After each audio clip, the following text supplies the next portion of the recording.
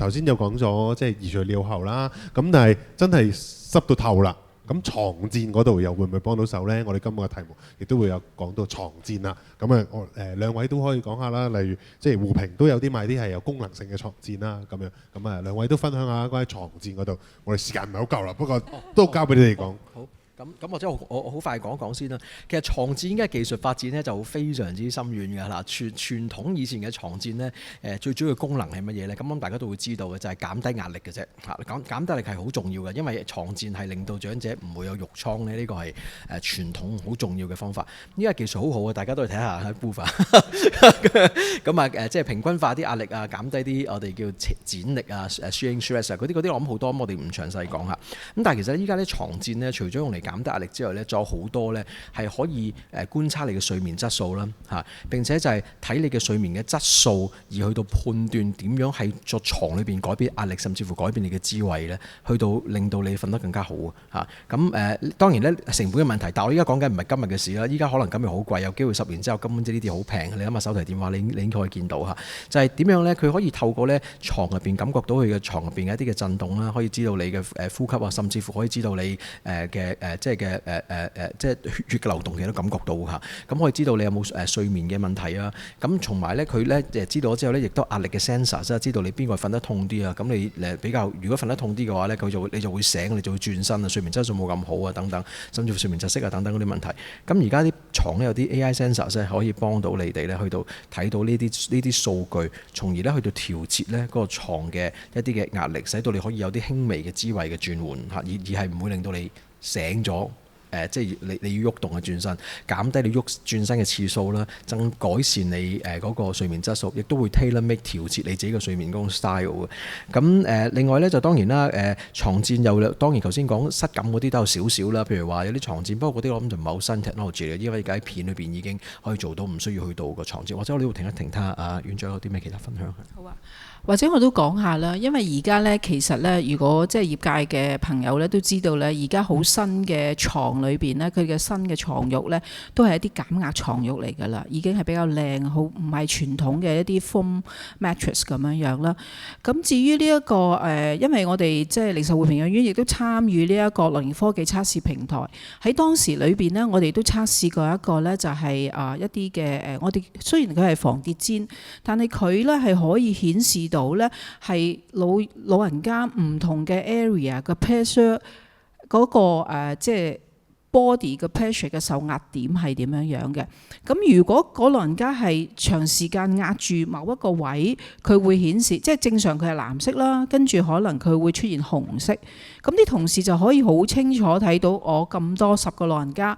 咁佢啲 pressure point， 即係佢嘅受壓點呢，係去到咩情況？咁如果出現咗真係佢冇乜啲喐喎，咁同事就可以即刻去同佢轉身啊嗰啲咁樣樣咯。咁呢個係一個比較即係睇到可以預防我哋真係有壓瘡，啲老人家佢有壓瘡嘅情況啦咁樣樣。咁另外呢，就我哋都最近呢，都係即係測試咗一啲產品呢，就係佢嗰個可以減低個受壓點之餘呢，亦都可以咧係減低嗰個拉扯力啊。咁呢係 shearing force 嚇。咁呢就係呢個呢係我哋試過嘅時候呢，係真係可以減低嗱。佢有好多唔同嘅產品，我唔賣廣告，因為佢今日喺度個 sales 佢哋公司喺度。咁但係呢，佢係我哋好多人講，即係佢有唔同嘅 parts 啦，即係腳踭啊、身體啊嗰啲咁樣。咁所以呢，我哋試過之後，其實係即係個效果係唔錯，對啲老人家，同埋佢唔厚，一啲厚嘅墊呢，老人家會覺得唔舒服咁樣樣。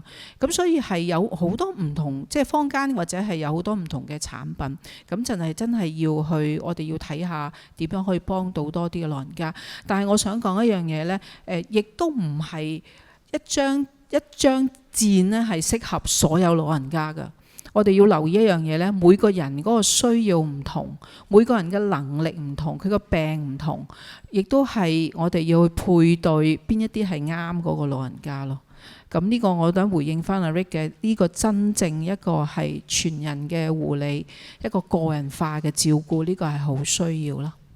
好多謝你哋嘅分享。咁啊，最後啦就問到一樣關於痛症啦，即係我知阿 Rick 都帶咗，即係有嘢想講係關於痛症嘅。咁即係都可以，因為咁大嘅題目我都講唔晒啦，個人化護理咁。